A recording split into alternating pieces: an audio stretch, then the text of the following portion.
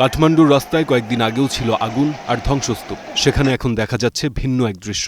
হাতে ঝাড়ু আর কোদাল নিয়ে তরুণ তরুণীরা পরিষ্কার করছে শহরের ভাঙা রাস্তাঘাট, যাদের বলা হচ্ছে নেপালের জেনারেশন জি। তারা বলছে আন্দোলন শেষ, এখন দেশের দায়িত্ব তাদেরই। 17 বছরের অমৃতা তিওয়ারি বলেন, মা তাকে মূল আন্দোলনে যেতে দেননি, তাই তিনি দেশের জন্য পরিষ্কারের কাজে নেমেছেন।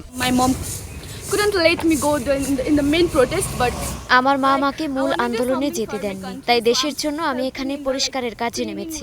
সরকার স্কুল ড্রেস পরা বাচ্চাদের দিকে গুলি চালিয়েছে, এটা কখনো হওয়া উচিত নয়।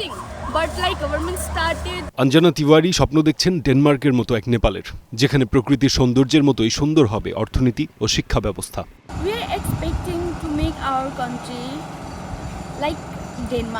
আমরা চাই আমাদের দেশ ডেনমার্কের মতো হোক, দুর্নীতিমুক্ত হোক। আমরা এমন এক সৎ আর পরিশ্রমী নেতাকে চাই, যিনি আমাদের দেশকে অর্থনীতি আর শিক্ষায় এগিয়ে নিয়ে যাবেন।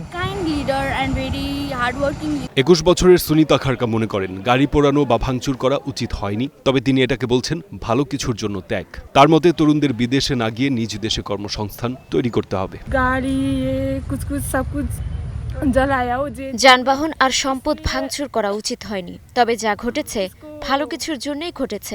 এখন থেকে আমাদের তরুণদের বিদেশে যেতে দেয়া যাবে না, নিজেদের জন্য দেশেই কর্মসংস্থান তৈরি করতে হবে। কাঠমান্ডুর সাম্প্রতিক ইতিহাসের ভয়াবহ আন্দোলনে প্রাণ গেছে অন্তত 30 জনের।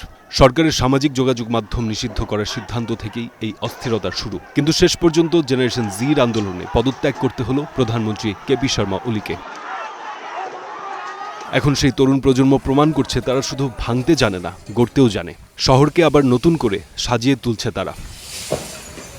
বাংলাদেশও গত বছর একই দৃশ্য দেখেছে। সেখানেও জেন জি শুধু আন্দোলন করেনি, আইন শৃঙ্খলা থেকে শুরু করে ট্রাফিক নিয়ন্ত্রণ সব নিজেরাই সামলেছিল। নেপালও আজ সেই একই ছবি দেখছে। এই প্রজন্মই দেখাচ্ছে পরিবর্তনের সত্যিকারের শক্তি, যাদের হাতে ভবিষ্যতের স্বপ্ন। ফারদিন খান, স্টার নিউজ।